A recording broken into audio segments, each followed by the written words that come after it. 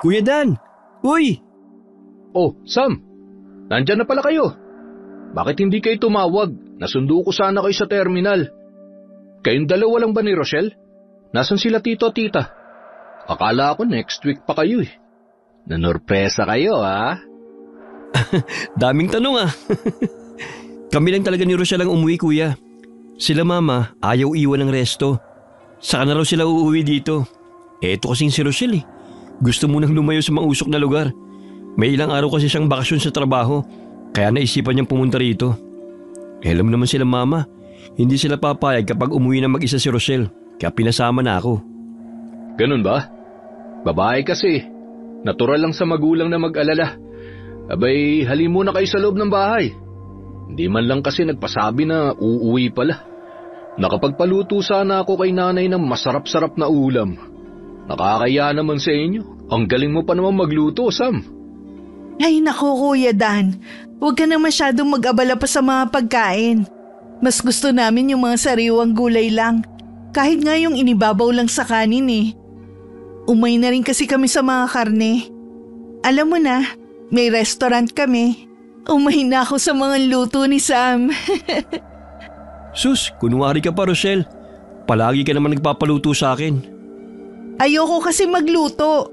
Gusto ko kumain lang. Oo nga pala, kamusta na ang negosyo nyo?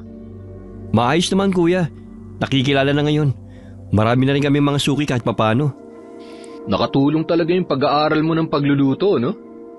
Ay oo, sinabi mo pa. Teka, nasan nga pala sila tiyo-tiya? Nasa bukid. May patanim kasi ngayon ng palay. Mamaya pang uwi nun, hapon. Ano bang pinagkakaabalahan mo dito kuya? Bukod sa pagbubukid. Di paghahayop. Magpahinga muna kayo habang nagluluto ako ng makakain ninyo. Ipapasyal ko kayo sa farm. Ang dami ko ng mga hayop ngayon.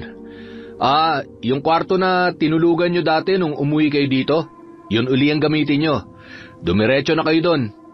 Dalhin nyo na rin yung mga gamit nyo. Mamadaliin ko na tong pagluluto ko. Ayos lang kami kuya. Huwag kang masyadong magmadali. Di pa naman kami gutom eh. True. Paano naman kami magugutom kung ito si Sam nagbaon ng sandamakmak na food sa biyahe? Takot kasi yan magutom. Ipinaglihi talaga yan ni Mama sa kaldero. Ganun ba? Mainam nang may pagluto ko kayo para may kainin tayo habang nagkukwentuhan. Matapos dalhin ni Sam ang kanilang mga gamit sa silid, ay dumiretso siya sa banyo para maligo. Saktong paglabas niya ay tinawag na sila ni Dan para kumain. Masayang naging kwentuhan na magpinsan habang kumakain. Pagkatapos noon, ay nag-aya si Sam na puntahan ang lugar kung saan nag-aalaga ng mga hayop ang pinsang si Dan. Dinala naman sila ng binata sa likod bahay at ipinagmalaki ang kanyang munting negosyo. Wow naman kuya! Ang dami mo ng alagang baboy ah! Parang farm na nga ito. May mga manok at baka pa. Ang astig ah! May isdaan din ako sa bandaron. Tilapia pa nga lang ang laman. Gusto niyo makita? Saan banda? Dun! Tara na! Sakto, pwede na yatang bingwitin ng mga tilapia. Ang lalaki na nila. Bukas mag-ihaw tayo kuya ha? Oo ba? Kahit ilan pa. Mukhang mag-i-enjoy ako dito sa kusina nyo ah. Ayos yun. Makakatikim kami ng luto ng magaling na cook na may certificate. Umay na rin ako sa mga luto ni nanay eh. Huwag niyo sabihin sa kanya babatukan na naman ako nun gamit yan sangkalan. Mukhang maganda ang banding nyo ni Tia. Sa dami ng mga alaga mong hayop, saan mo naman dinadala ang mga yan Kuya Dan? Ha? Huwag mong sabihin wala kang buyer niyan. Anong gagawin mo sa lahat ng alaga mo? Ang totoo niyan, may pinagdadalhan ako ng mga yan. Kinukulang pa nga yan kaya bumibili pa ako ng mga baboy sa ibang farm. Talaga? Ibig sabihin, sobrang asensado ng negosyo mo. Tiba-tiba ka pala. Padong-padong pera mo kuya. Humble billionaire ka pala. Grabe naman sa billionaire. Di naman, sakto lang. Sinuwerte lang ng kaunti sa negosyo. Kinagabihan, mahaba at masaya naging usapan nila kasama mga magulang ni Dan at iba pa nitong kapatid. Nasa liblib ang lugar nila dahil doon bumili ng lupa si Dan para pag-alagaan ng mga hayop. Dahil dumarami na ang mga alaga nito, iniiwas na sa mga reklamo ng tao, kaya nagpasya ang pamilya nila na lumayo sa bayan. Malalim na ang gabi at hindi dalawin ng antok si Sam dahil namamahay. Lumabas siya ng bahay para manigarilyo. Nakita niya ang pinsan na si Dan nagagayak papunta sa likod bahay. Kagad niya itong nilapitan at kinausap. Kuya, gabing-gabi na. Bakit gising ka pa? Pupunta ka sa likod? Ha? Oo. Titingnan ko ang mga alaga ko. Ikaw, bakit gising ka pa? Namamahay ako eh. Matagal-tagal na rin kasi nung huli kaming pumunta rito. Di na yata kilala ng mata ko ang higaan. Samahan na kita. Ganito ba talaga pag may mga alagang hayop? Kailangan bisitahin kahit gabi na? Nakasanayan ko na. Liblib kasi ang lugar na to eh. Malalayo ang mga kapitbahay dahil sa laki ng mga lupay na pag-aari ng bawat nakatira dito. Oh, ano naman ang koneksyon nun? Minsan kasi may mga siraulong nananarantado ng mga alagang hayop. Tapos sasabihin ng iba, mababangis na hayop ang sumasalakay. Kapag talaga nahuli ko kung sinong gumagawa nun, yari sa akin. Naku, ang gagawa lang yan, may mga inggit. Eh ba't di pala kayo mag-alaga ng mga aso? Para kahit papano, may bantay kayo rito. Lalo na dito sa kulungan ng mga alaga mo, masyadong madilim. Tapos medyo malayo sa bahay. Kawawa ang mga aso dito. Yun ang unang tinitira. Ganun? Tinulungan ni Sam ang pinsan na magbilang ng mga alaga nitong hayop. Nang malaman nilang kumpleto ang lahat, naging kampante na si Dan. Pagkatapos ay kinuha na nito ang ilang mga baboy. Ibinukod niya ng kulungan ng mga yon. Bakit inihiwalay mo yan, kuya? May bayar na yan eh. Ihahatid ko na bukas. Ganun ba? Pwede mong sumama? Ha? Naku, hindi ka pwede dun. Pang matatapang lang ang gawain yun. Magdi-deliver ka lang talaga ng mga baboy, kuya? Bakit kailangan matapang? Sasabak ba muna sa gera tapos kailangan malagpasan ng mga pagsubok? At kailangan buhay at ligtas sa mga baboy kapag nadala sa buyer? Grabing adventure yun ah. Parang ganun na nga. Seryoso? Gusto mo malaman? Sa totoo lang, curious ako. Pwede mo ikwento? Sige, tara dun sa kubo. Kape gusto mo? Sige. Mukhang mahaba-habang usapan yan ah. Kailangan magkape para hindi antukin? Ayos yan ah. Hindi naman sa ganon. Medyo maselan at seryosong usapan lang talaga.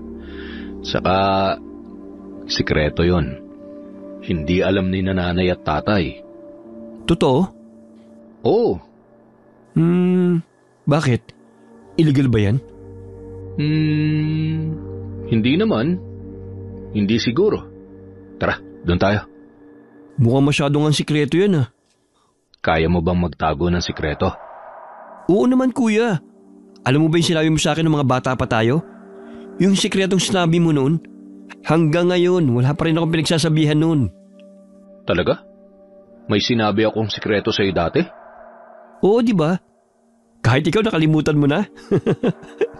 Tungkol yun sa crush mo noon na ninakawan mo ng halik. Tapos sinampal ka ng malakas. Yun ang dahilan kung bakit ka nabungi. Napalo ka ni Tio dahil akala niya nakipagbasag ulo ka. Blangya, natatandaan mo pa yan? Oo, paano ko makakalimutan yun?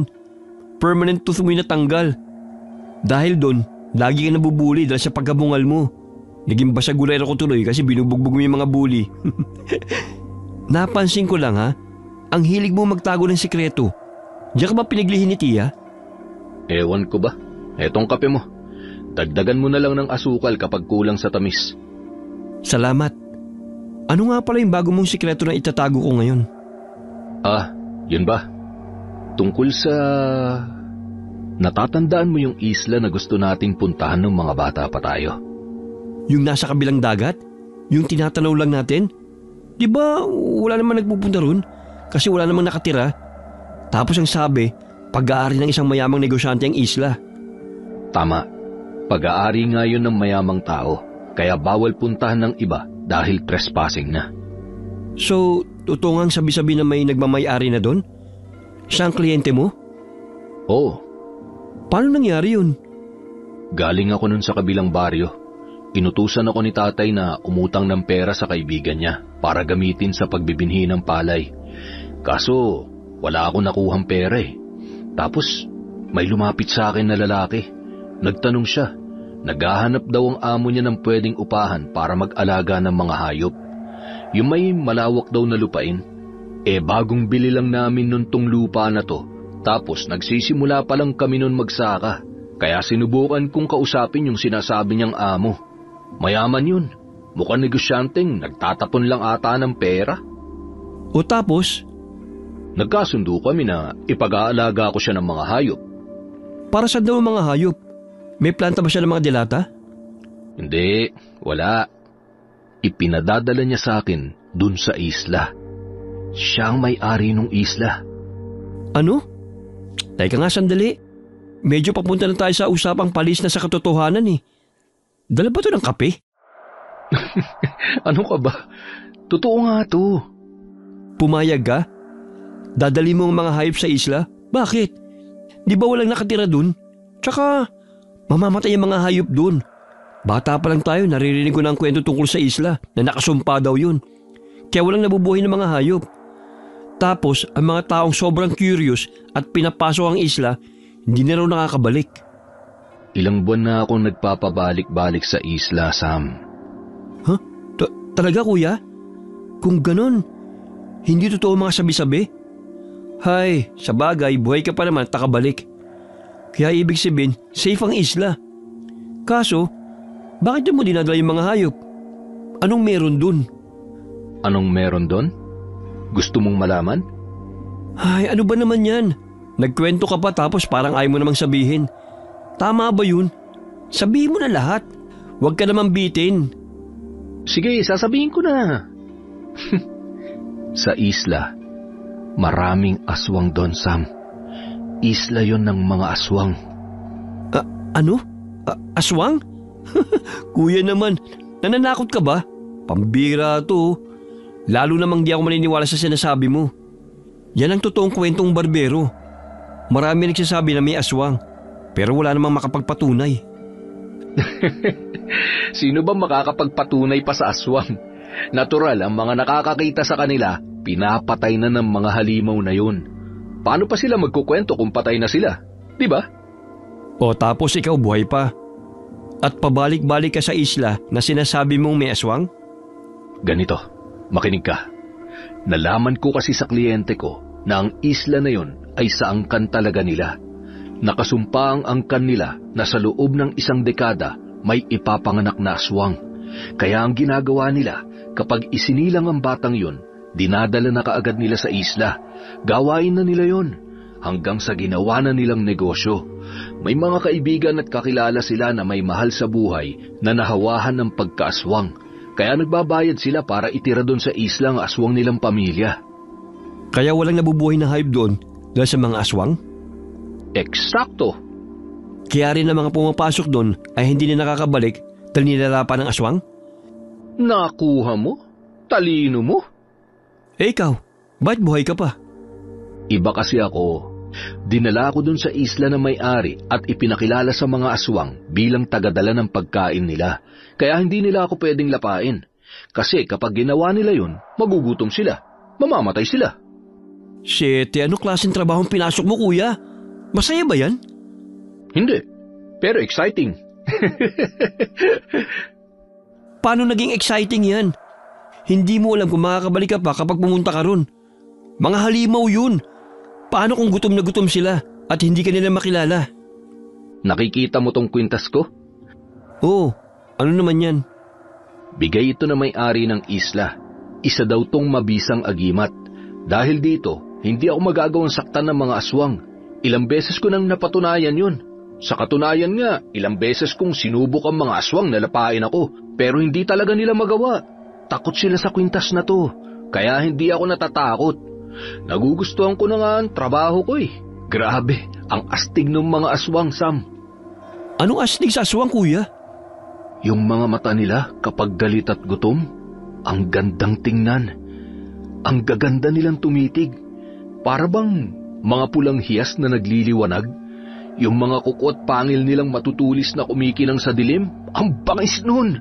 Para nga akong nasa kakaibang mundo sa tuwing pumupunta ako sa isla eh. Nakakamangha talaga sila. Tumataas ang mga balahibo ko sa kwento mo tapos ikaw namamangha lang? Gusto mong sumama bukas pagpunta ko? Ha? Ayoko nga. Nakakatakot. Okay. Ay, magkano ba kinikita mo dyan at ayaw mong tigilan?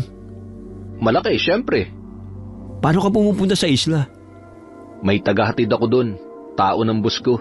Siyang naghahatid sundo sa akin sa isla gamit ang malaking bangkang demotor.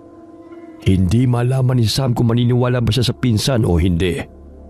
Pero kapag iniisip niyang totoo ito, kinikilabutan siya. May naglalaro din sa isipan niya na gusto niyang makita ng sariling mga mata ang sinasabing aswang ng kanyang pinsana para malaman kung talagang totoo ang sinasabi nito. Hanggang isang hapon nakita niya si Dan na naggagayak na ng mga baboy. Isinasakay niya ito sa isang mini truck. Kaagad siyang lumapit sa pinsan para kausapin ito. Kuya, pang ilang alis mo na to Mula nung dumating kami. Talagang hindi naghihinala si Tiya sa ginagawa mo? Bakit sila maghihinala? Kapag negosyante ka, marami ka talagang makakausap na tao. Alam nilang marami akong pinagdadalhan ng mga hayop. Saka totoo naman, hindi lang naman ako sa isla nagdadala ng hayop eh. May mga kausap din akong tao na may pwesto sa palengke. Binabagsakan ko rin sila. Teka, bakit pala? May kailangan ka ba? Wala naman. Nag-aalala lang ako. Nag-aalala? Ilang beses na nga akong umaalis at bumabalik ng buhay. Nag-aalala ka pa rin? Gusto mo nang sumama ngayon? Ha? Ewan ko. Tara na! Hindi ka maaano dun. Akong bahala sa'yo. Teka, saan kayo pupunta? Bakit hindi niyo ako niyayaya? Wala kaming pupuntahan. Bumalik ka na sa bahay. Bakit sumunod ka pa rito? Gusto kong sumama sa inyo. Magde-deliver kayo ng baboy? Sasama ako. Hindi ka pwedeng sumama, Rochelle. Hindi naman ako sasama eh. Eh di wag kang sumama. Ako na lang sasama. Kahit hindi ako payagan ni Kuya Dan. Nanginip na ako dito. Kailangan kong gumala. Hindi ka pwedeng sumama, Rochelle. Wag muna ngayon. Masyadong malayo ang pupuntahan ko. Saka, mas maiinip ka lang dun. Hindi kita maaasikaso. Marami akong kakausaping tao eh. Ayos lang, Kuya. Hindi naman ako alagain eh. Kaya kong sarili ko. Hoy, Rochelle, bumaba ka nga dyan. Bakit sumakay ka na? Bumaba ka nga. Hindi ka pwedeng sumama dun. Che, maiwan ka dyan, Sam. Ay, ang tigas talaga ng ulo. Walang nagawa si Sam kundi ang sumama na lang din. Dahil hindi niya mapababa ang kakambal sa mini truck, kaya sumakay na rin siya. Tahimik lamang sila Dan at Sam sa biyahe at tanging si Rochelle lamang ang nagsasalita. Panay tanong ng babae at sinasagot lang nila na maiksi. Ay, ano ba naman yan? Ang boring niyong kausap. Umurong ba mga dila niyo? Ang tahimik niyo Nangyari sa inyo? Wala. Itulog mo na lang yan. Mukhang malayong pupuntahan natin. Malayo pa ba, Kuya Dan? Medyo lang. Sam, mukhang maganda yung kwintas mo Anong kwintas yan? Mahilig ka rin pala sa mga gemstones? Nako, Kuya Dan, may kwento ang kwintas na yan. Hindi ba, Sam? Oo, pero malamang gawa-gawa lang nila mama yun. Kwento? Ano yun? Parinig nga. Sabi ni mama, ipinanganak daw kami ni Rochelle na triplets. Triplets? Lumaki tayo na 2 lang kayo. Kung triplets kayo, nasan yung isa? Namatay ba? Di naman kinuwento ni nanay yan sa amin. Saka kahit si lolo at lola, wala silang nabanggit na ganyan. Hindi na raw pinag-usapan, baka daw kumalat pa. Anong nangyari sa isa niyong kambal? Hindi talaga tao ang kakambal namin yun. Ahas daw. Pagkatapos raw namin lumabas ni Rochelle, lumabas din ang ahas na may balot pa ang katawan, na parang plastic na manipis. Tapos kumawala daw yung ahas sa balot niya. Bago daw umalis ang ahas, tinuklaw pa raw si Rochelle. Hindi raw kasi umiyak si Rochelle nung ipinanganak. Kaya akala nila ipatay na siya. Pagkatapos daw tuklawin ng ahas, umiyak ng umiyak si Rochelle. Nataranta daw sila. Gusto nilang hilahin yung ahas, pero mabilis daw gumapang palayo. Natakot sila na baka lalong mamatay si Rochelle dahil sa kamandag ng ahas. Tapos nalaman nilang nag-iwan pa ito ng batong hiyas. At ito yung kwintas sa suot ko ngayon. Mutya? Mutya ng ahas ang hiyas na yan. Ayos ah. Bakit ikaw may suot, hindi si Rochelle? Hindi kasi pwede sa akin yan. Nagkakasakit daw ako kapag sinusuot sa akin ni Mama noon, sabi niya. Kaya kay Sam na lang binigay. Ang galing ah. May kakaiba rin pala kayong kwento. Ngayon ko lang narinig yan. Matapos ang ilang oras na pagmamaneho ni Dana, nakarating na rin sila sa dalampasigan. Nakita ng kambal ang isang bangkang dimotor na nakahinto sa gilid ng dagat. May isang lalaking naroon na tila may katagalan nang naghihintay. Kumaway si Dan sa lalaki at kumaway din naman ito pabalik. Pagkatapos ay ipinwesto na ni Dan ang sasakyan malapit sa bangka at inilatag ang tulay na kahoy. Itinaboy niya ang mga baboy para sumampa sa bangka. Dahil sanay na si Dan sa gawaing yun, ay madali niyang napasakay ang mga hayop. Ang galing ah! Madali din palang utusan ng mga baboy. Ang sabi nga, ang baboy daw ang pinakamatalinong hayop. Sabi? Alam mo ikaw, ang hirap mong kausap. Di malaman kung kailan ka maniniwala. Parang palaging kailangan ng proof. Sino ba mga kasama mo, Dan? Mga pinsan ko po. Bakasyonista po galing sa Manila. Hello po, Sam po pala. Hello Manong, ako po si Rochelle. Si Mang Edgar pala. Siya maghahatid sa atin sa isla. Siya pala yung sinasabi mo? Oo. Mukhang may mga pinag-uusapan kayong hindi ko alam Bakit mo sila isinama? Hindi mo dapat isama mga yan. Alam mo namang delikado. Doon ko lang po sila iiwan sa dalampasigan para po makalangoy-langoy sa dagat. Mas maganda po kasi ang tubig doon. Baka mamaya maging pagkain lamang sila ng mababangis na hayop doon. Ano? Maraming mababangis na hayop doon? Lahat naman ng bundok may mababangis na hayop. Tara na kayo, sumampa na kayo sa bangka. Saan ako papwesto? Puro baboy na. Sumiksik ka na lang. Sumama ka pa kasi. Ginusto mo to, di ba? Kaya huwag kang magreklamo. Pang-asar ka talaga. Habang nasa biyahe sila papunta sa isla, napapansin ni Sam na palaging sumusulyap ang matandang lalaki sa kanila. Nakaramdam na siya ng kakaiba rito. Alam niyang delikadong isla na pupuntahan nila. Pero ang mga tingin ng matanda ay lalong nagpakilabot sa kanya. Hindi naman niya makausap ang pinsana dahil abala ito sa pag-aasikaso sa mga baboy. Mayroong mga baboy na malilikot at gustong tumalon sa tubig. Hindi naman makakatakas sa mga ito dahil nasa kulungan. Pero bahagyang tumatagilid ang bangka dahil nagpupuntahan sa isang parte ang mga baboy. Kaya pinaghihiwa-hiwalay ni Dan ang mga ito. Matapos ang ilang minuto, nakarating na rin sila sa kabilang pangpanga. Mayroong mini truck doon at ito ang ginagamit ni Dan sa paghahatid ng mga hayop sa lugar na pinagdadalhan niya. Pagkababa nila sa bangka, muling nagsalita ang matandang lalaki. Huwag mo nang isamang babae, Dan. Iwan mo na lamang siya rito. Dito ka na lang namin hihintayin sa bangka. Bilisan nyo na lang ang pagbalik. Po? Bakit naman po? Mas mainam na ang ganoon kaysa magkaproblema sa huli. Ayos lang po ako, Manong. Magdadala lang naman po kami ng baboy sa customer ni Kuya Dan Tapos babalik din po kami. Huwag na po kayo mag-alala. Kuya Dan, mukhang may tama naman si Manong Maiwan na lang kami dito ni Rochelle. Hihintayin ka na lang namin dito. Ha? Ayoko. Sasama ako kay Kuya Dan. Maiwan ka dyan, Sam. Ano ka ba, Rochelle? Makinig ka nga sa akin. Dito na lang tayo. Ayoko. Sige, dyan na lang kayo. Mabilis lang ako. Malapit lang din naman yon. Sasama ako, Kuya. Napakamot ng ulo si Sam nang makitang sumakay na sa truck ang kapatid. Wala siyang nagawa kundi ang sumakay na rin kaysa magpaiwan. Bago siya umalis ay narinig pa niya ang bulong ng matandang lalaki. Pero hindi na lamang niya pinansin. Ang titigas ng ulo. Bahala kayo. Wala pa namang proteksyon ng babae. Dalian nyo na lang. Bumalik kayo kaagad ha. Huwag na kayong magliwaliw. Dan, huwag kang magpapaabot ng 1 oras. Opo! Ang kulit ng matandang yun. As if namang magpapaiwan ako kasama niya sa bangka, no? Hindi talaga ako magpapaiwan doon. Nakita mo ba ang tingin niya sa akin? Mukhang manya ka matandang yun. Mabait yun. Wala sa mata niya ang pagiging mabait. Ang sarap dukutin ng mata niya. Baka naman may dahilan siya kung bakit ganun siya makatingin.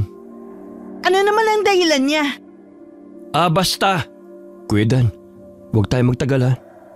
Ganun na nga mangyayari. Nang marating na nila ang lugar, inilibot ni Sam ang kanyang paningin. Nakita niya na isang maliit na baryo ito. Habang pumapasok ang kanilang sasakyan, isa-isang naglalabasan mula sa mga kubo ang naninirahan sa baryo. Mga normal na tao ang itsura nila, pero matatalim kung tumingin. Mahaba ang kanilang buhok na para bang hindi pa nagugupitan mula na nagpunta sila sa isla. Hindi na makilala kung sino ang lalaki at babae sa kanila dahil sa pare-parehong kasuutan at itsura.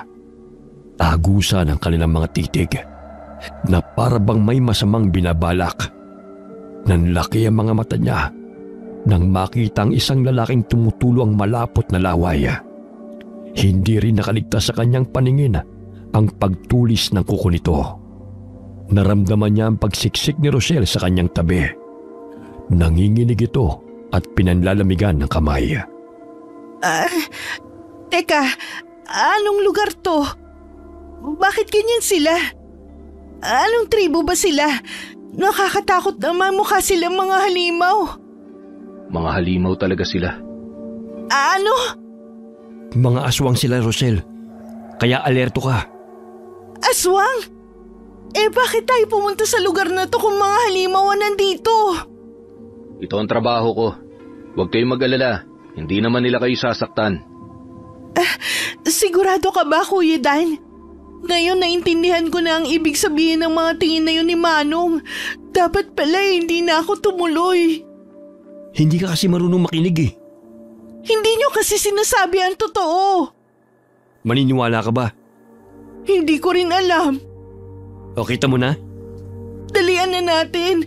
Gusto ko nang umalis dito. Hindi na maganda ang pakiramdam ko. Tingin pa lang nila parang nilalapa na ako. Nang marating na nila ang malaking kubo, ay ipinasok na doon ni Dan ang sasakyan. Pagkatapos binuksan niya ang pintuan ng kulungan ng mga baboy, saka hinayaang bumaba ang mga ito. Bumaba naman si Sam sa sasakyan, habang si Rochelle ay naiwan sa loob dahil natatakot siyang madagit ng mga kakaibang tao. Maya-maya'y may dumating na isang matandang babae. Mabuti at dumating kayo na maaga ngayon. May kasama ka, Dan. Oo, huwag niyong gagalawin. Aalis din kami agad. Bakit ka nagsama ng hindi dapat isama? Ang babaeng yun walang proteksyon. Hindi ko masasagot ang buhay niya. Halimaw ang mga nakatira rito. Kapag may masarap na pagkain sa kanilang pang-amoy, nababaliw sila. Kaya mo naman silang pasunurin, hindi ba, tanda? Hindi sa lahat ng oras. Humahalimuyak ang amoy ng babae. Bilisan ninyo at umalis na kayo agad. Excuse me po. Aswang din po ba kayo? Lahat ng nandito ay aswang. Okay po. Salamat. Habang nag-uusap sila, ay bigla silang nakarinig ng malakas na kalampag sa unahan ng sasakyan. Kasunod dito ang malakas na sigaw ni Rochelle. Dali-daling napatakbo si Sam para tignan ng kapatid. Kasunod niya si Dan at ang matandang babae. Naabutan nilang tinatangay ng isang aswang si Rochelle. Biglang nataranta si Sam at nagmamadaling hinabol ito para iligtas ang kapatid. Nang maabutan ay hinawakan niya sa braso si Rochelle, habang si Dan naman ay kinuha ang kanyang latigo na buntot pagi sa sasakyan. Mabilis niyang hinabol ang aswang at saka hinagupit ito ng latigo. Pero nanlaban ang aswang. Binitiwan nito si Rochelle at galit na inatake si Dana. Sa sobrang pagkasabik ng aswang na makuha ang babae, ay nawala ito sa katinuan. Hindi na niya nakilala si Dana at pati ang matandang aswang na pinuno nila sa lugar. Kahit anong saway na matandang babae, ay hindi na nakikinig ang aswang na sumalakay. Pinoprotektahan nito si Rochelle para hindi nila malapitan. Para maawat ang aswang, nagpalit na ng anyo ang matandang babae bilang aswang na hamok. Isa itong uri ng aswang na may mahabang buhok at kayang paggalawin na parang may sariling buhay. Hinagupit ng matanda ang aswang na sumalakay gamit ang kanyang buhok. Pero hindi nito iniinda ang mga atake na matanda. Aswang na kiwig ang sumalakay na halimaw. Isa itong uri ng halimaw na mukhang malaking aso. Makunat ang balat nito, kaya hindi nakakaramdam ng sakit. Matatalim ang ngipin nito at mas mahaba ang pangil kaysa sa ibang aswang. Kada hagupit ng matandang aswang sa kiwig gamit ang buhok, ay kinakagat lamang ito ng halimaw. Dahil sa talas ng ngipin ng kiwig, ay napuputol niya ang buhok ng hamok na matanda. Patakbong umakyat sa dingding ang kiwig para kumuha ng buwelo. Pagkatapos ay tumalon ito at sinalakay sila. Pinagsusuwag sila gamit ang mahabang pangil. Sinunggaban pa nito ng malakas ang matandang hamok. Dahilan para tumalsik ito at tumama sa dingding. Nang makita ng aswang na tumumba ang mga inatake niya, kaagad siyang bumalik sa anyong taong may mahabang buhok at balahibo. Pagkatapos ay marahas na pinasan sa balikat si Rochelle at saka itinakbo palayo. Rochelle! Nalintikan na! Habulin natin! Hindi siya pwede makalayo! Baka lapain agad ng siraulong aswang na yon! Dali kuya, hindi siya pwede mapahamak. Malakas talaga ang kiwig na yon. Siya ang pinakaswail sa lahat ng nandito. Alam ko kung saan niya dadalhin ng babae. Sumunod kayo sa akin. Bilisan po natin. Baka di na natin abutan buhay ang kapatid ko. O di bilisan mong tumakbo. Pagkasabi nun ng matanda ay kaagad niyang pinahaba ang buhok at ginawang panghawak sa sanga ng mga puno. Nagpalipat-lipat siya sa mga sanga, habang ang dalawang binata naman ay mabilis na tumatakbo para sundan ng matanda. Hingal na hingal sina Dan at Sam sa kasusunod sa matanda, pero hindi pa rin ito humihinto. Pakapal ng pakapal ang damo na kanilang sinusuong. Hindi iniinda ni Sam ang matatalim na damong sumusugat sa kanyang balat. Makita lamang ang kapatid. Maya-maya'y nakita nilang huminto na sa isang sanga ang matanda. Lola, nakita niyo na po ba? Sa kuwebang yan. Diyan ang taguan ng kiwig. Pasukin na po natin. Hindi ko alam kung anong meron sa loob niyan. Walang nagtatangka sa amin na pasukin ang teritoryo niya dahil mainitin ang ulo ng aswang na yan. Wala yang sinusunod. May sarili siyang mundo. Lumalabas lang kapag kukuha ng pagkain. Pagkatapos ay babalik uli sa kanyang kuweba. Pero kung dyan niya dinala si Rochelle, kailangan kong pasukin ang kuwebang yan. Rochelle! Nandyan ka ba? Sumagot ka kung ayos ka lang! Naririnig mo ba ako? Huwag kang sumigaw! Kapag nalaman ng aswang na sinundan natin siya, baka lalo niya madaliin ang paglapa kay Rochelle. Pasukin na natin, kuya. Latigo lang ang meron akong armas. Hindi ako nagdadala kasi hindi naman ako napapahamak eh. Nakalimutan ko magdala ng itak. Ay, meron pala ako dito. Kaso punyal lang to. Ay. Akin na. Ako nang gagamit sa punyal. Ikaw sa latigo. Tayo na. Pasukin na natin ang kuweba. Maingat nilang pinasok ang kuweba. Dahan-dahan lamang sila sa paglakad para hindi makagawa ng ingay ang kanilang mga hakbang. Nakatutok lang sa unahan ng liwanag ng dalang flashlight ni Dana. Tinatalasan ni Sam ang kanyang paningin para madali niyang makita ang kapatid. Kampante naman si Dan kahit paano dahil nakasunod sa kanila ang matandang babae na naging kaibigan na niya. Papalayo na sila sa bukana ng gubat nang biglang may bumagsak na bagay mula sa itaas. Nang tignan na magpinsana, ay nakita nilang isang malaking pansarayon na gawa sa matitibay na kahoy at tinalian ng matitibay na malalaking baging. Bumaon ang dulo ng kahoy sa lupa dahil sa malakas na pagkabagsak. Napansin din nila ang matanda na hindi kasama sa nakulong sa kuweba. Ano to? Bakit biglang nasaraduhan ng kuweba? Lola Osang, anong ibig sabihin nito? Pasensya ka na, Dan. Matagal na namin itong plinano. Ano? Anong plano? Gusto lang naming makaalis na sa isla na ito. Sa tagal ng panahon, ngayon lang dumating ang susi ng aming pagtakas. May balak kayong tumakas? Bakit kailangan ikulong niyo pa kami dito sa kuweba kung tatakas lang pala kayo? Saka wala naman kayong bantay dito, bakit pinoproblema niyo pang pagtakas? Kahit anong oras o araw, pwede kayong umalis sa isla. Hindi ganun yon, Dan. Hindi mo alam kung anong lihim ng isla na ito. Maliit na problema lang kung paano namin tatawirin ang dagat. May mas malaki kaming problema. At ngayon ay may kasagutan na. Anong kilalaman namin sa pagtakas nyo? Pakawalan nyo na kami. Huwag nyo sasaktan ang kapatid ko. Hindi na kami mapapasunod ngayon, binata. Hawak na namin ang desisyon ngayon. Kami na ang masusunod. Matagal namin itong plinano. Bago kayo makaalis dyan sa kulungan, nakaalis na kami. Salamat sa pagdadala sa amin ng birhen na babae.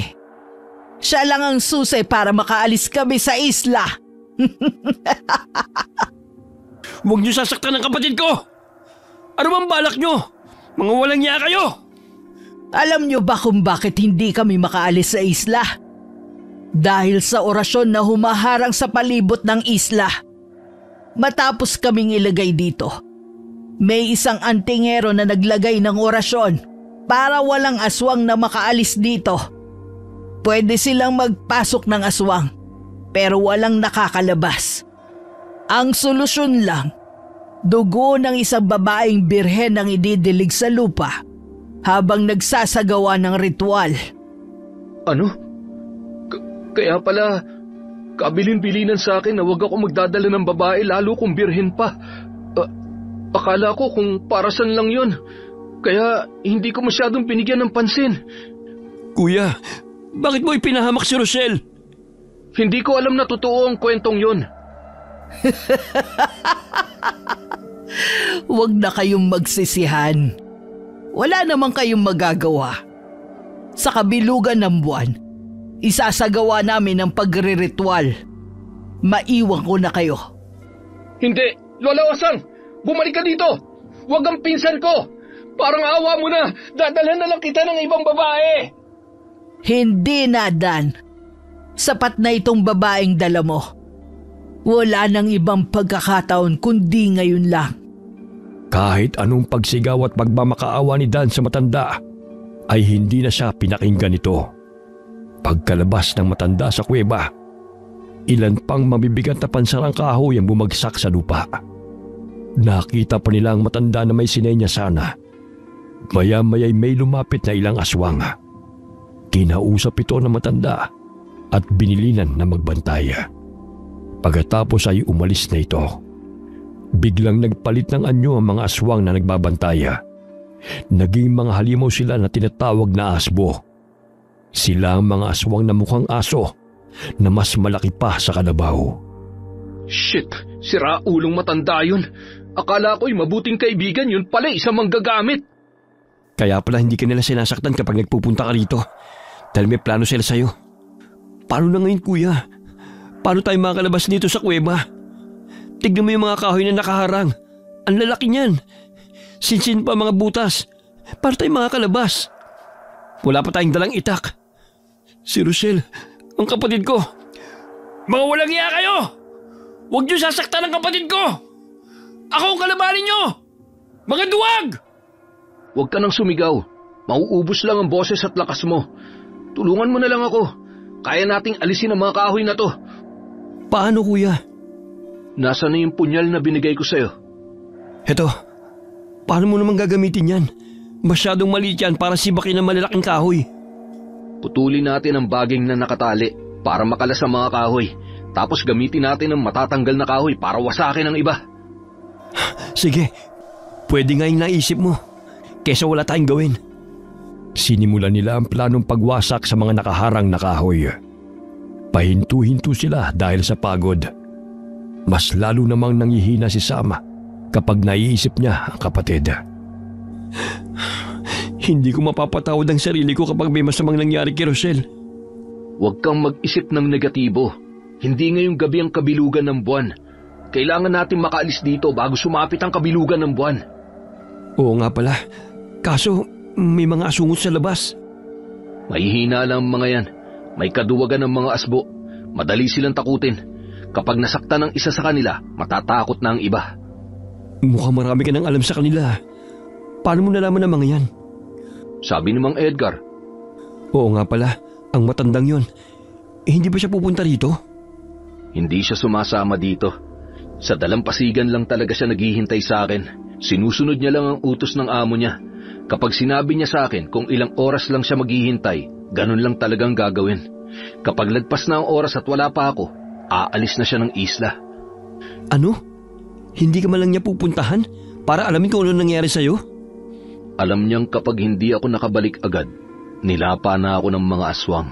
Hindi niya isasakripisyo ang buhay niya. Ang trabaho niya lang, ihatid at sunduin ako. Buisit, sana ngayon tabla na naman siya ng konsensya. Tama ng pahinga. Simulan na ulit natin ang pagwasak sa mga kahoy. Pinagtyaga nilang hampasin ang mga kahoy hanggang sa isa-isang nawawasak ang mga ito. Ilang oras na ang lumipas at lalo lang silang nanghihina dahil sa pagod at gutom. Uhaw na rin sila na nakadagdag pa sa kanilang hirap. Kapag tinitignan ni Sam ang mga nakaharang na pansara, ay nawawalan siya ng pag-asa dahil halos hindi pa nila napapangalahati ang mga nawawasak. Pumupurol na rin ang kanilang punyal sa kakaputol ng mga baging. Maya-maya ay nakakita si Sam ng ahas na papalapit sa kanila. Kuya Dan, may ahas! Nasaan? Ayun o, namumula mata niya. Ganyan ba ang mata ng ahas kapag gabi? Hindi ko alam. Hindi naman ako naghahanap ng ahas kapag gabi na. Umalis ka dyan. Hahagupitin ko ng latigo. Mag-ingat ka. Mabibilis kumilos sa mga ahas. Baka mamaya matuklaw ka. Kaya nga lumayo ka, baka ikaw ang puntiryahin. Lumugar si Sam sa likuran ng kanyang pinsana habang hinahagupit ang ahas. Kitang-kita niya ang liksi ng kilos ng hayop. Umiiwas lamang ito sa mga hagupit ni Dana pero hindi umaatake. Maya-maya'y naramdaman ni Sam ang kakaibang init ng suot niyang mutya. Nagliliwanag din ito kasabay ng liwanag ng mga mata ng ahas. Napatitig siya sa mata ng ahas dahil sa pagtataka. Hanggang sa nakaramdam siya ng kakaiba. Pakiramdam niya'y naiintindihan niya ang ahas na yun. Tinignan niya lang ito nang nagpasa nila matapos iwasan ang mga atake ni Dana. Susugurin pa sana ng pinsan ng hayop pero pinigilan ito ni Sam. Bakit mo ako pinipigilan? Tumabi ka dyan, delikado. Kailangan mapatay ang ahas na yan. Hindi kuya, parang naiintindihan ko siya. Ano pang sinasabi mo? Kailan ka pa natuto makipag-usap sa mga hayop? At sa ahas pa talaga, ha? Yung mutya ko, parang konektado sa ahas. Nararamdaman ko ang mutya. Parang sinasabi na ang ahas ay tulong na kanyang ibinigay. Ang weirdo mo ngayon. Nakalampas tuloy yung ahas. Sundan natin kuya. Papasok ang ahas sa loob ng kuweba. Susundan natin? Baka may daan doon. Hindi naman siguro papasok ang isang hayop sa isang lugar kung alam niyang walang lalabasan. Baka may ibang daan palabas. Sundan natin siya. Maliit lang yung ahas, Sam. Kahit saan, kasya yun. Basta, susundan ko siya. Sam! Bumalik ka dito! Hindi nakinig si Sam sa pinsana. Sinundan niya ang ahas. Maya-maya'y narinig niyang nakasunod na rin sa kanya si Dana. Tahimik lang silang sumunod sa ahas hanggang nakita sila ng pagsangang daan sa loob ng kuweba. Sandaling itinaas ng ahas ang kanyang ulo at tila inaalam kung alin ang daan na tatahakin. Pagkatapos ay nilakbay ng ahas ang kaliwang daan. Nagiging matubig na ang kuweba. Malamig ang tubig na pumapatak galing sa itaas. Nang makakita si Sam ng naiipon ng tubig sa isang sulok, nilapitan niya yon at uminom. Itigil mo na yan, Sam. Baka mamaya kontaminado ang tubig. Hindi, Kuya Dan. Masarap ang tubig at saka malamig. Uminom ka na. Alam kong uhaw na uhaw ka rin. Hindi na. Kaya ko pang uhaw ko. Sa truck na ako iinom. May 1 galon akong tubig doon. Ikaw ang bahala. Teka, nasaan yung ahas? Napansin mo ba? Yari na, naiwan na tayo. Tara, bilis. Tumakbo na tayo. May nararamdaman akong hangin. Mukhang may labasan sa dulo nito. Tumalas bigla ang pakiramdam mo. Inakbo nila ang kuweba hanggang sa nakakita na nga sila ng labasan. Nasa bukana na sila ng ibang bahagi ng kuweba, pero natatakpan ng makakapal na damo. Pinagtulungan nilang alisin ang mga damo hanggang sa tuluyan na silang makalabas. Yes! Nakalabas din tayo. Salamat sa ahas na yun. Mukhang may kapangyarihan ng mutya mo. Totoo nga yatang may kakambal kayong ahas. Oo nga. Baka nga dahil sa may kakambal kami, kaya may dumating na ahas para tumulong. Tara na, hanapin na natin si Rochelle. Malaki rin ang isla na to. Malayo-layo ang lalakarin natin pabalik sa mga kubo ng aswang. Huwag na tayo mag-aksaya ng oras. Kailangan na natin makabalik. Huwag tayong magmadali. Kailangan makahanap tayo ng mga halamang gubat na pwedeng panlaban sa mga aswang. Sa tingin mo meron dito nun? Baka wala nang natira. Baka inalis na ng mga aswang yung mga halaman na alam nila makakapatay sa kanila. Di nila magagawa yun. Ano sila, nagpapakamatay? Eh ano bang halaman yung hinahanap mo? Yung makabuhay. Anong itsura nun, kuya? Kasing laki ng palad mo ang dahon nun. Hugis puso. Gumagapang na parang baging at matinik ang katawan. Sige, kabila ang tingin tayo.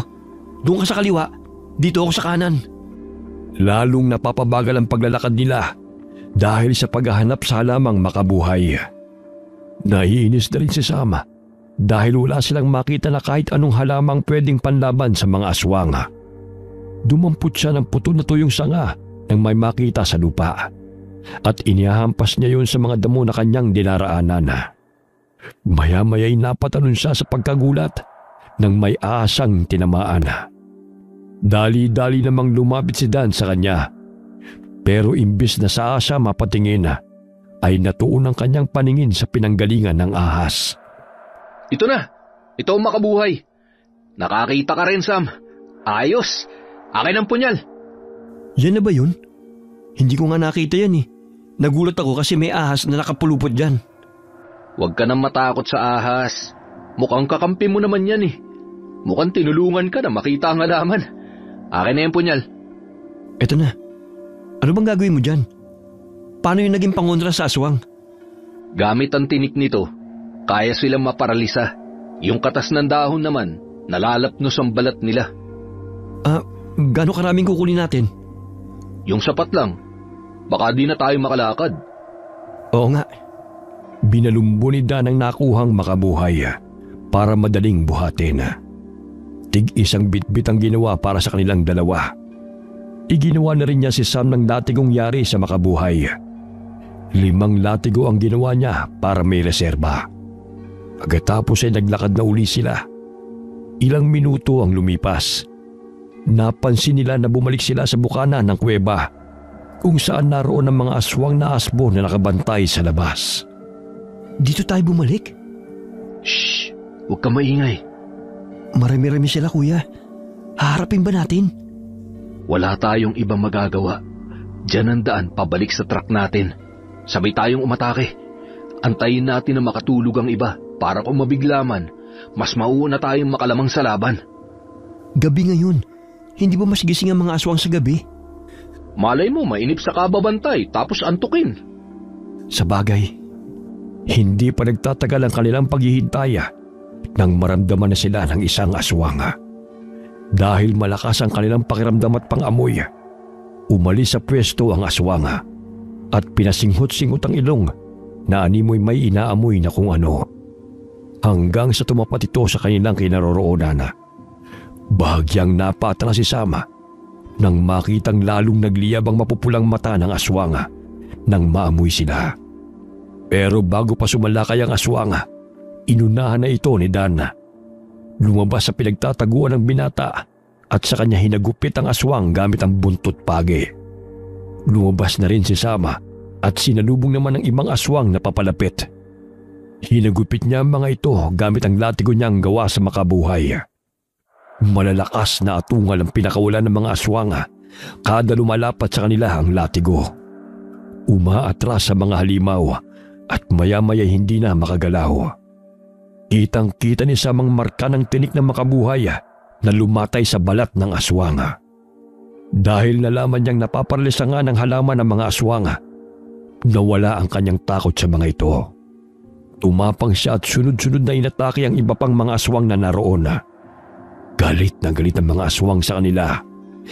Pero hindi na sila makagalaw dahil sa pagkaparalisa. Ano? Ha? Lalaban pa kayo? Halika, lapit! Makabuhay lang pa na makakatalo sa inyo eh. Tingnan nyo natin ko. Nagkaluray-luray na dahil sa kakahagupit ko sa inyo. Ano? Ngayon, natatakot na kayo sa amin? Halika, sugod pa! Tama na yan. Palibhasa, hindi na sila makagalaw. Ang lakas mo maghamon ng laban. Nakalimutan kong sabihin sa'yo na may oras lang ang pagkaparalisado ng katawan nila. Maya-may, makakagalaw na rin ang mga yan. Ano? Ba't di mo kagad sinabi? Akala ko forever na silang ganyan. Naman oh. Ano pang ginagawa natin dito? Umalis na tayo bago sila sumalakay ulit. O di ba, natakot ka rin? Akala ko ba hinahamon mo pa sila? Hindi na pala. Nagbago na ang isip ko. Tara na, iligtas na natin si Rochelle. Sandali. Bakit? Ano yun? Yung mga asbo. Ha? Ano nangyayari? Pinupuluputan ng mga ahas. San galing ang mga yan? Bakit napakarami naman? Ikaw ba may gawa niyan? Tinawag mo sila? Ha? Hindi ah. Malay ko dyan. Tayo na. Umalis na tayo. Baka mamaya pati tayo puluputan din ng mga ahas. Mabuti pa nga. Saan kaya nila dinala si Rochelle? Wala naman silang ibang pupuntahan kundi sa mga kubo nila. Doon tayo pumunta. Gaano ba karami yung mga aswang dito, kuya? Marami rin. Sa tingin ko kasi, nagkamabutihan ng iba sa kanila at nakabuo na ng pamilya. Hindi mo ba napansin may mga bata ng aswang? Oo nga. Malay ko bang kakatapo lang sa kanila dito. Anak na pala nila yun? Oo, anak na nila. Kaya hindi na ako nagtataka na gusto na nilang umalis sa isla para makahanap na mas maraming pagkain. Dahil sa mga anak nila, lahat ng magulang ay naghahangad ng mabuti para sa kanilang mga anak. Kahit mga aswang sila, ayaw nilang mamatay sa gutom ang kanilang mga anak. Oo nga, pero hindi tamang gawin nilang alay si Rochelle para makatakas sila dito sa isla. Hindi natin sila masisisi. Huwag din nila akong sisisihin kapag napatay ko sila para mailigtas ko ang kapatid ko. Kahit napaka-arte nun at matigas ang ulo, kapatid ko pa rin yun. Lagutukin ng mama kapag umuwi ako na hindi siya kasama.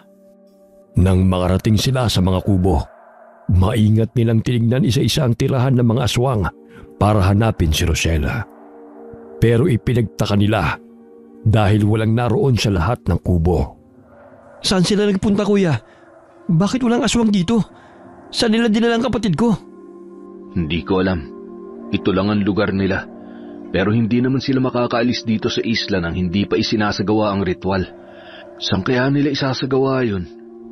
Hindi mo ba nalibot ang lugar na ito? Hindi. Pag natapos na akong magbaba ng mga hayop, umaalis na ako agad. Kaya hindi ko alam na may plano pala silang binubuo. Libutin natin ang lugar. Hindi naman sila lalayo dito. Tama ka. Saka, hindi pa naman bilog ang buwan. Hindi pa ngayon yun, di ba? Shit! Oh, bakit? Tignan mo yung buwan, kuya! Kabilugan ngayon! Ano? Oo nga. Kanina kasi nang tumingala ako, natatakpan pa ng ulap. Leche! Bilisan nating hanapin si Rochelle. Doon tayo! Diyan ba talaga, kuya? Maghiwalay kaya tayo? Hindi pwede. Delikado. Ang sabi sa akin ni Lola Osang, sa bandaron may ilog. Doon sila kumukuha ng tubig. Naitanong ko kasi dati sa kanya kung paano sila umiinom. Madalas din daw sila doon dahil malilim kapag may araw na. Nakakapagtago sila sa sinag ng araw.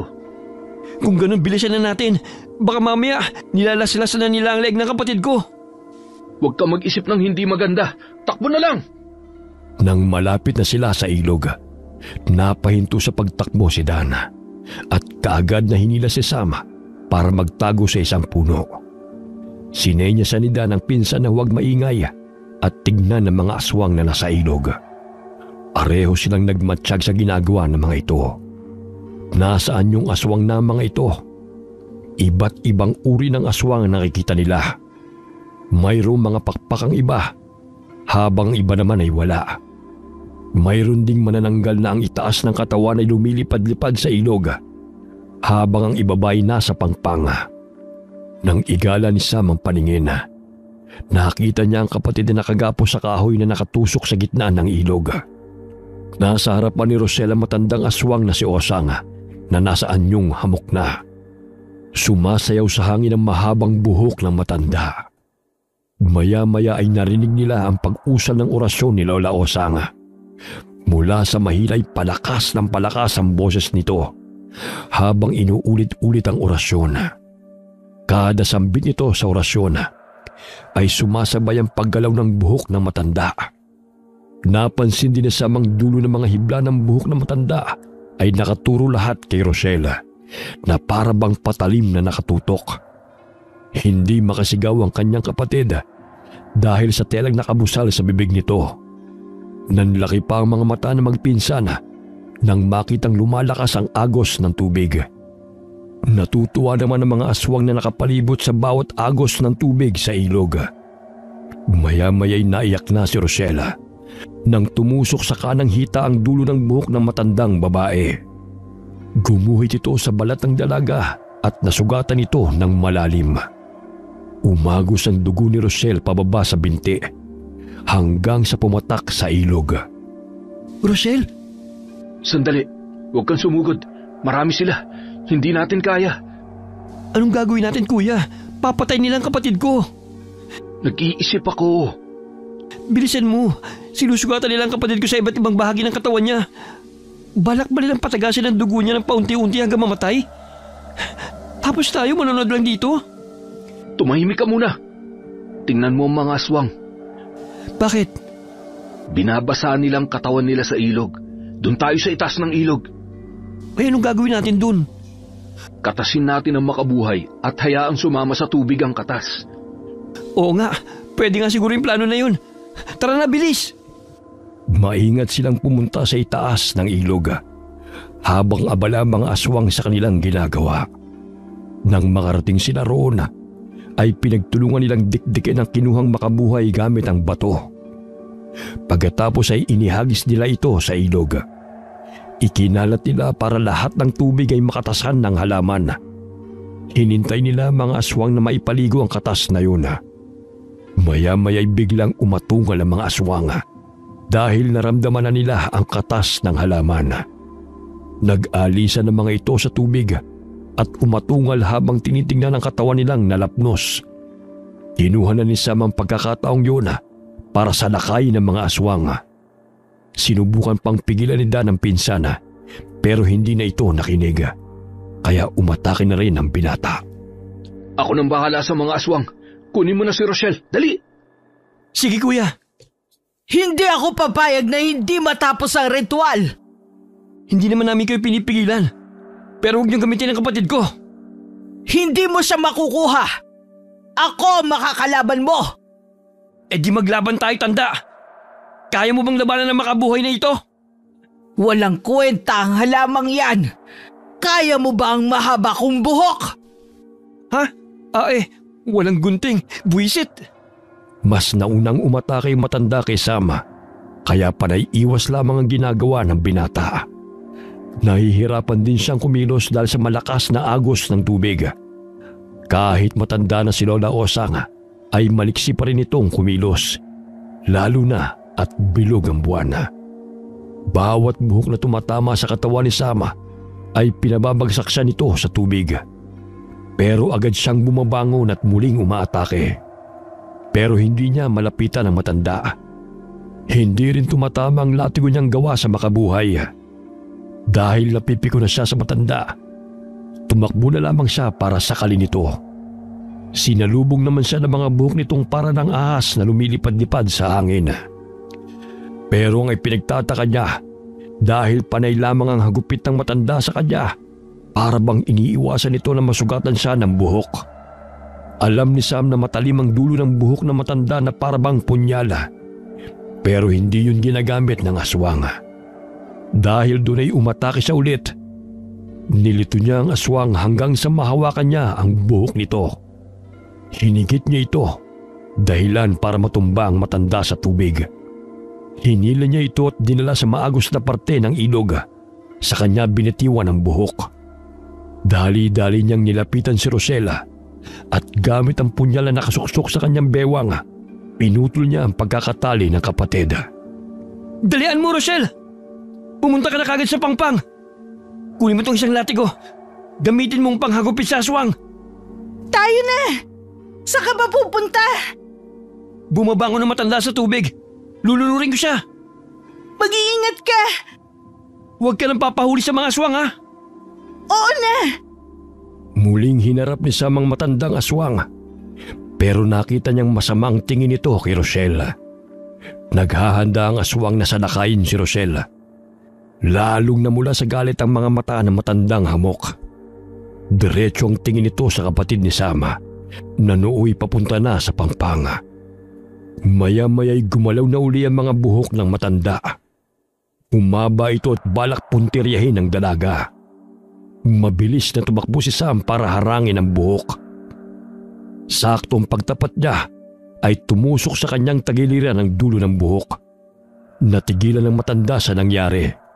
Bigla nitong hinugot ang buhok, dahilan para pumatak ang dugo ni Sam sa tubig.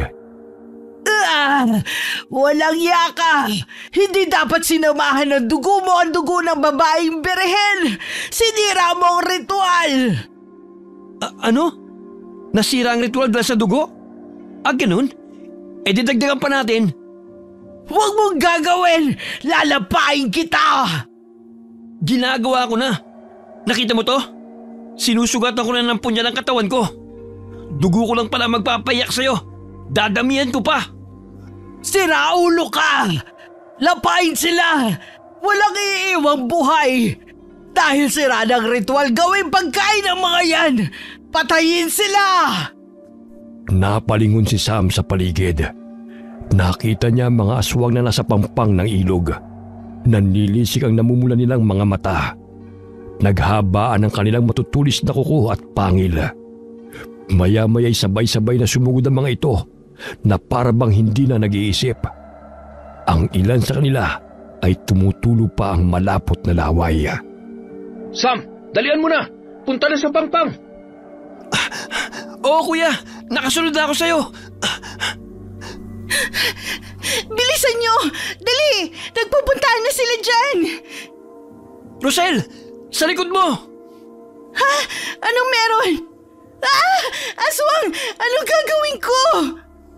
Hagupitin mo! Tanga ka talaga! Ano ba? Paano pa ito gamitin? Hampasin mo lang! Dahil sa pagkataranta ni Rosella, hindi na niya malaman kung paano hahagupitin ang aswang gamit ang latigo na gawa sa halamang makabuhay. Palapit ng palapit sa kanya ang aswang at wala siyang magawa kundi ang umatras. Akmang dadambahin na siya ng halimaw nang bigla itong bumagsak sa lupa. Nanlaki ang mga mata ng dalaga nang mapatingin sa gumawa nun. Manong? Ano bang ginagawa nyo? Bakit ang tagal niyong bumalik? Mang Edgar? Pumunta ka rito, Manong. Huwag ka na maraming tanong. Pumunta kayo sa likuran ko. Dali-dali nagpuntahan na magbipinsan sa likuran ng matanda. Inilabas naman ng matanda mula sa dala niyang bag ang mga dinamita. Sinindahan niya mga ito, saka ibinato sa ilog. Mabilis na nagtakbuhan ng mga aswang sa kabilang parte ng ilog para di mahagip ng pagsabog.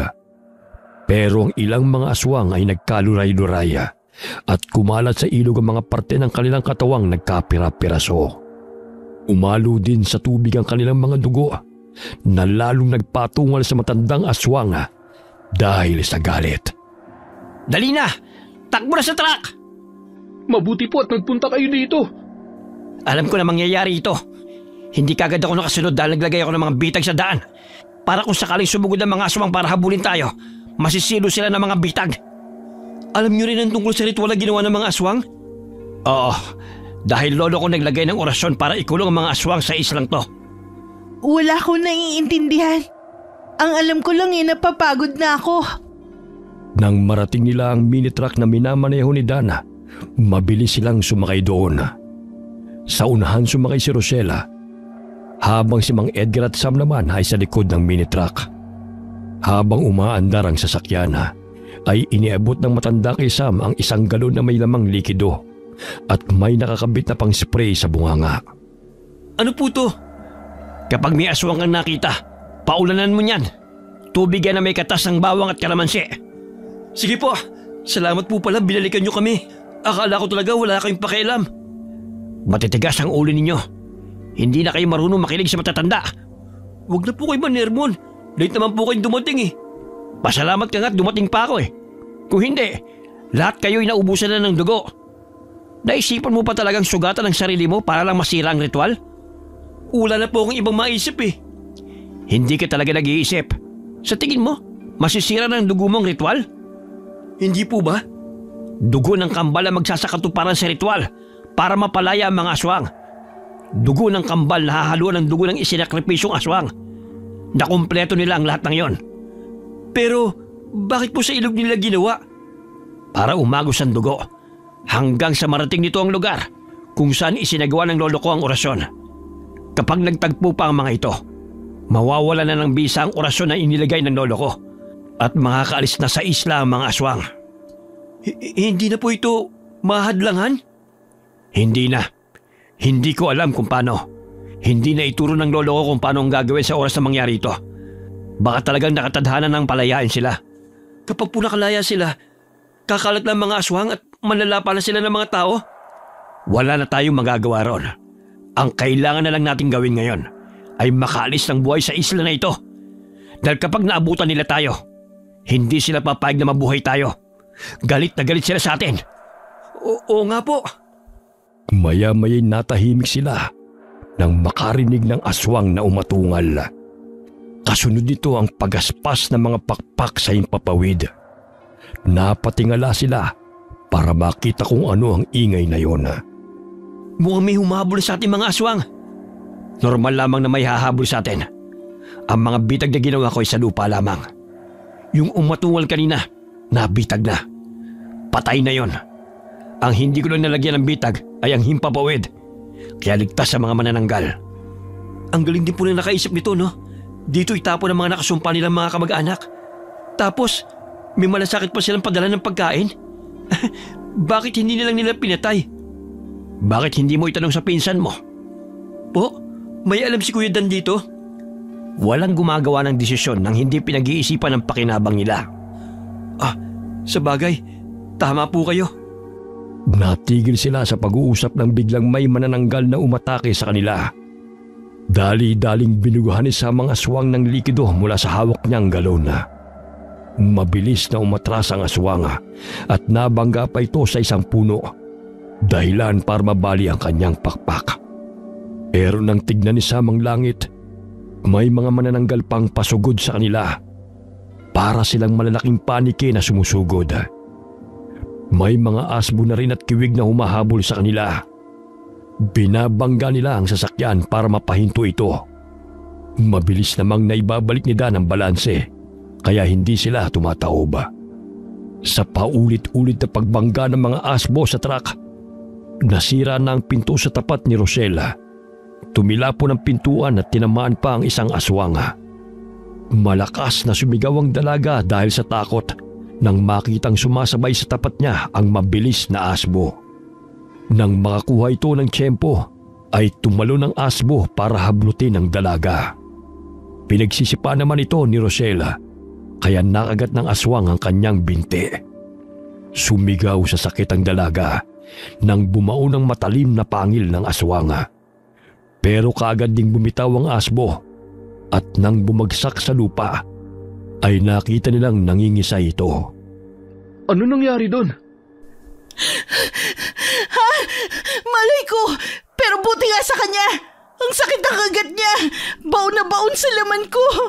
Wala mang rabis ang mga aswang! Baka maging aswang na ako nito! Huwag naman sana!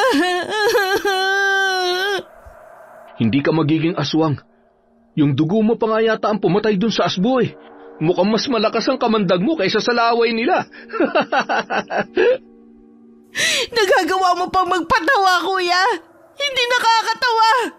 Hoy! Dalihan mo na sa pagdadrive! May nakasunod na naman! Ibigay mo na lang ang binti mo. Kagatin mo na lang sila na maubos na. Siraulo ka! Ilaglag kaya kita nang ikaw na ang lapain nila! Ayos lang kayo dyan? Hindi! Sino magiging maayos sa sitwasyon na to? Rosel, kunin mo tong galon!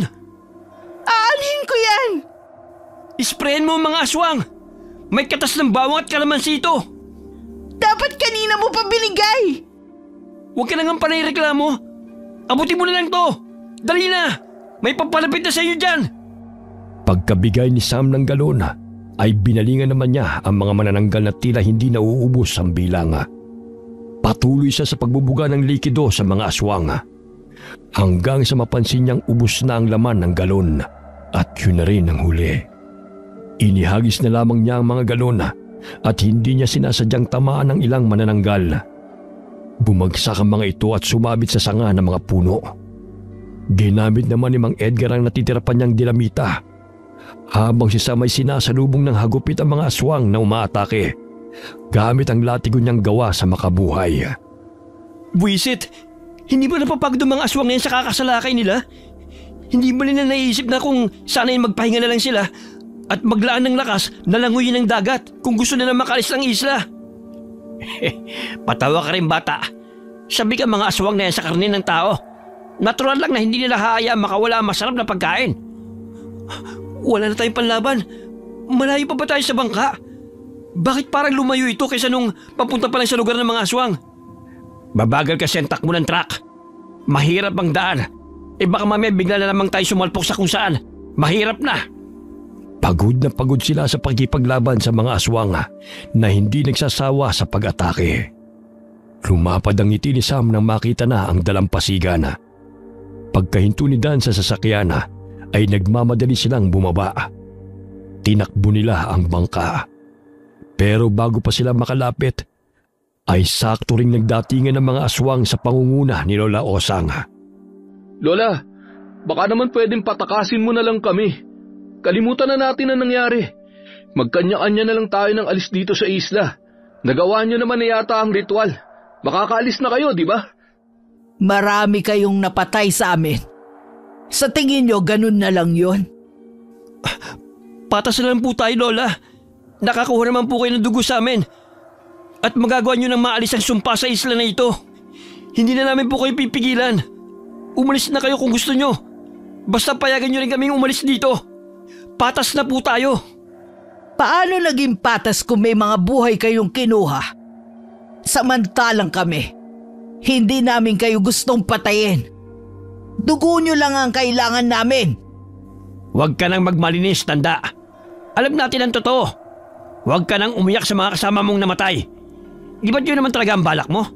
Ang ialay din ang dugo nila? Tinulungan lang kita na gawin yon. Wala sa plano ko ang magbuwis ng buhay. Pero ngayon plano ko nang pumatay. Lapain sila! Nalintikan na. Hindi magandang kausap ang matandang aswang. Hindi rin siya pwedeng kasosyo sa negosyo. Anong gagawin natin? Lumaban! Kami nang bahalang harapin ang mga aswang na ito. Tulungan mo si Mang Edgar na itulak ang bangka. Okay. Hoy! Kayong dalawa! Huwag kayong patatalo sa kanila, ha? Kapag namatay kayo, kukunin ko ang katawan nyo at pupugutan ko kayo ng ulo. Tandaan nyo yan! Napakasadista ng kapatid mo, Sam. Nananalaytay kasi sa dugo niya ang kamandag ng ahas. Di ba? Kinagat siya ng baby pa, kaya nabuhay siya. Oo nga pala. Baka nga may kamandag ng ahas ang dugo niya. Nakakapatay kasi siya ng aswang kapag kinakagat siya ng mga halimaw na yun eh. Talaga? Joke lang naman yung sinabi ko eh. Hindi joke yun. Atake na, nandyan na sila. Nagsagupaan uli sila sa dalampasigan. nakipaglaban na magpinsan gamit ang kanilang latigo. Hinarangan nila ang bangka para hindi makalapit ang mga aswang doon. Napansin ni Sam na hindi makalapit sa dagat ang mga aswang. Kaya sinabihan niya si Dan na huwag lumayo sa tubig ng dagat. Naalala nila na ang dagat ay maalat tulad ng asin. Kaya natatakot ang mga aswang na mabasa. Pero nang pahabaan ni Lola Osang ang kanyang buhok, mabilis niyang ginapo si Sam at hinigit. Nang mailapit ito ang binata sa kanilang panig, ay sabay-sabay na inatake ng mga aswang ang binata. Pasugod na si Dan para iligtas ang pinsan. Nang hagisan siya ni Mang Edgar ng mahabang itak, dinampot niya yon sa kasumugod sa mga aswang. Walang awa niyang pinagtataga ang mga ito.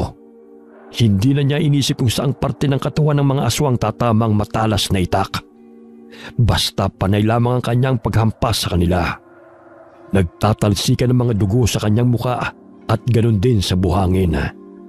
Isa-isang napapalayo ang mga aswang kay Sama at sinamantalayo ni Dana para tulungan ang pinsan na makatayo.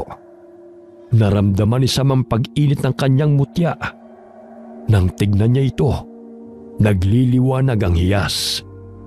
Napatingin din siya sa paligid. May nakita siyang mga mumunting liwanag na nakakalat.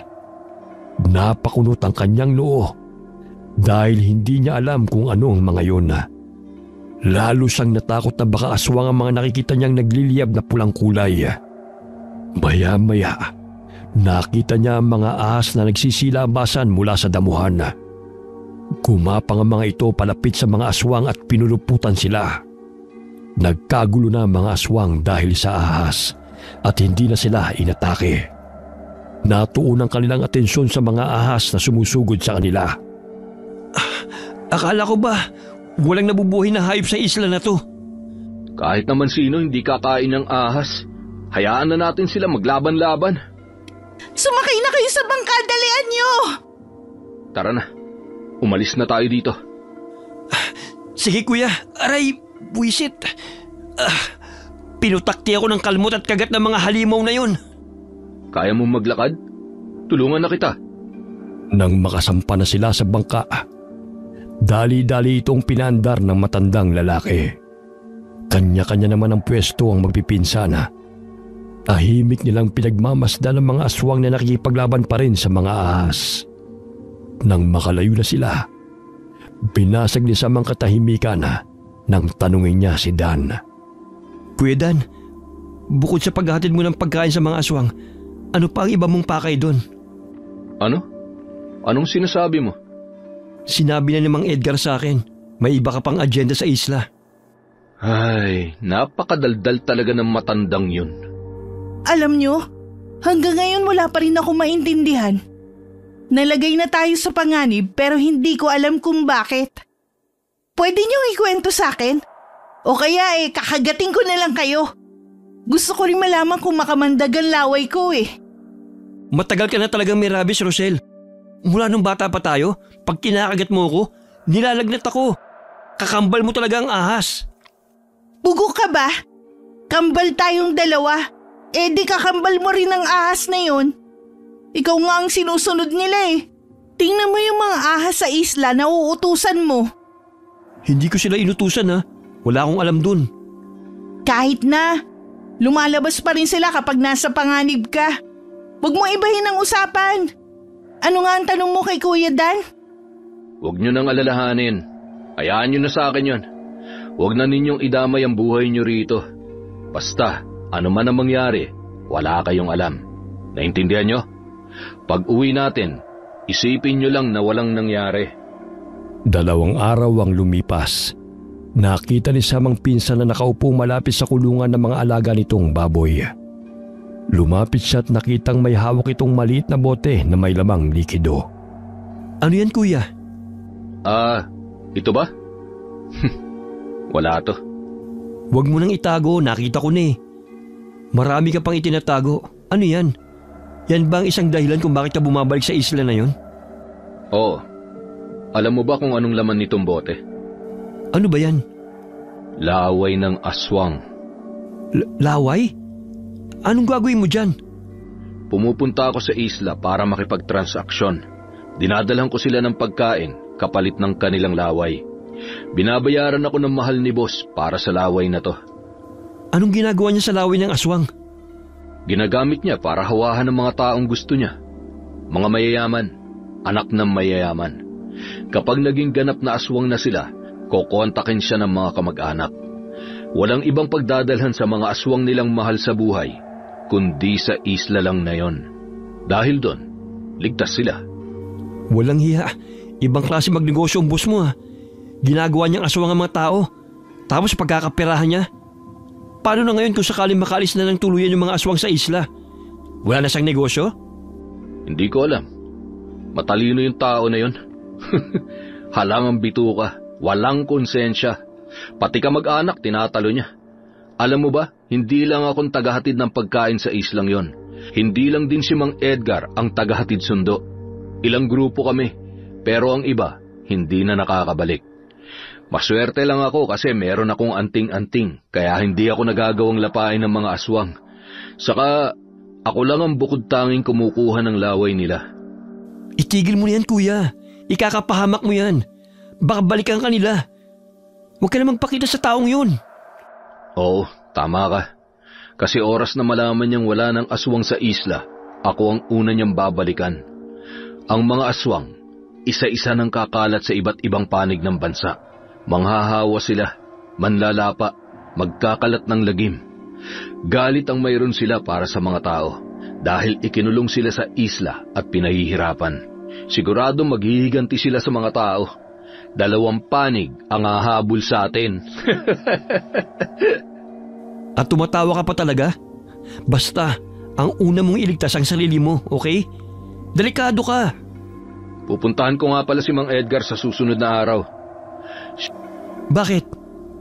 Siya lang ang may kayang dasalan ng anting-anting ko para maging ligtas ako sa mga gustong pumatay sa akin. At ang boteng hawak ko ngayon, ito na lang ang huling alas ko. Gagamitin ko tong pang-blackmail kay boss. Sa oras na may gawin siyang hindi maganda, gagawin kong aswang ang paborito niyang anak. Ay, hindi ko talaga alam kung bakit ka napasok sa ganyang gulo. Pero hindi pa rin ako ligtas, Sam. Baka isang araw, mabalitaan mo na lang, natagpuan ang katawan ko sa ibang lugar. Wala nang buhay. Kaya magpakalayo na kayo ni Rochelle. Naintindihan mo? Huwag mo nga akong tinatakot. Sumama ka na sa amin. Lumayo ka dito. Doon ka sa Maynila. Maraming tao doon. Mahihirapan silang saktan ka. Hindi yun ganun kasimple, Sam. May impluwensya sila. Hindi ko sila matatakasan. Basta, ano man ang mangyari, huwag mong ipapaalam sa kahit na sino ang tungkol dito. Babalikan nilang lahat ng makaalam nito. Naintindihan mo? Ay, wala na nga ako naiintindihan eh. Natatakot ako para sa'yo. Ano ka ba? Magpakalalaki ka nga. Hindi ka pa ba tumapang sa nangyari sa atin sa isla? Nakakatapang ba yun? Hindi porket nakipagbakbakan na ay tumapang kagad. Ang totoong matapang, yung nakakapagpasya ng tama. Matalino yun, hindi matapang. Ay, nako. Ano na naman yung pinag-uusapan yung dalawa? Teka, bakit may dala kang walis? Panghampas sa inyo. Nagpaplano na naman kayo ng kalokohan, no? Di pa kayo nadala, ha? Hinabol-habol sila ni Rochelle ng walis tingting at nang maabutan ay pinaghahampas sila. Gigil na gigil ang dalaga dahil sa katigasan ng kanilang ulo. Nang sumunod na araw, sinamahan ni Sam ang pinsan na puntahan si Mang Edgar. Nag-aalala siya kaya nagpumilit siyang sumama. Pero pagkarating nila sa bahay nito, ay nalamang wala na ang matanda. Dahil kinuha na ng anak nito na nasa ibang probinsya. Umuwi sila na malalim ang iniisip ni Dan sa nangyari. Kuya Dan, tumakas na si Mang Edgar. Ibig sabihin, iniligtas niya ng sarili niya. Alam ko. Sumama ka muna sa amin sa Maynila. Tapos doon tayo maghanap ng antingero na pwede magdasal dyan sa anting-anting mo. Kapag may nakita tayo, pupuntahan natin kagad. Mas ligtas ka ron. Kaya lang... Huwag ka na mag-isip ng kung ano-ano. Unahin mo ang buhay mo. Dahil sa pangungulit ni Sam sa pinsana, napapayag niya itong sumama sa kanila sa Maynila. Tumulong si Dan sa restaurant para hindi mainip. Araw-araw silang naghahanap ng antingero hanggang sa may makapagsabi sa kanila na meron sa malapit na probinsya. Pinuntahan yun na magpinsana. Dinala nila ang anting-anting ni Dana. Namangha ang antingero nang makita ang agimat na yon. Nalaman na magpinsan na ang agimat ay may malakas na kapangyarihan dahil sa mga salitang dasal na nakaukit sa palibot ng anting-anting. Itinuro na lamang ng matandang lalaki kung paanong pakainin ng dasal ang kanyang agimat.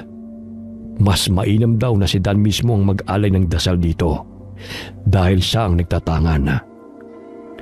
Sa utos ng matanda, pumunta sa gubat ang magpinsan sa araw ng Biyernes at Petsang 13. Doon pinakain ni Dan ng dasal ang kanyang agimat. Pagkatapos ay binasa niya ang mga salitang nakasulat sa paligid nito. 3 ulit niyang binasa ng tama. Maya-maya'y nagliwanag ang anting-anting at naramdaman ni Dan ang init nito. Sam, nabuhay na ng husto ang agimat ko. Nakita ko nga, kuya. Congrats! Sundin mo na yung utos ng antingero. Pakainin mo ng dasal ang agimat mo tuwing huling Biyernes ng buwan.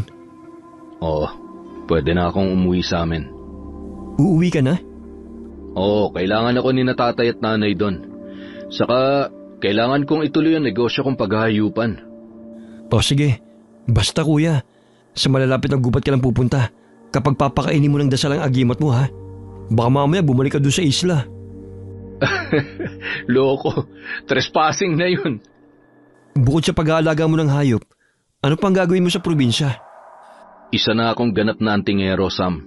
Kapag may aswang sa amin na aali-aligid, ako ang tutugis sa kanila. Hindi na ako natatakot sa dati kong boss. Hindi ako tatablan ng bala. Makapangyarihan ang agimat ko. Ay, mas makapangyarihan pa rin ang dasal, kuya.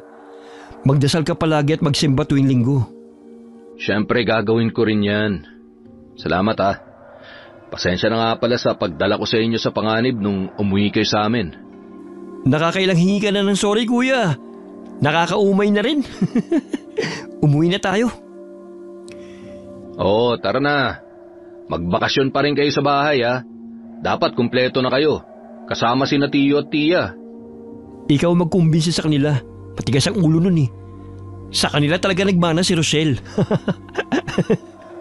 Bakit ikaw? Kanino ka nagmana? Kay Lolo. Talaga? Parang hindi naman. Pagkaraan ng ilang araw, nagpasya ng umuwi si Dan sa kanilang probinsya. Umuwi siyang may malapad ng ngiti sa mga labi.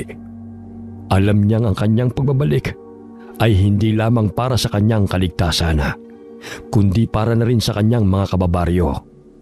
Alam niyang naglilipan na ang mga aswang at handa na siyang magpakilala bilang isang magiting na antingero na lalaban sa mga halimaw. Wakas.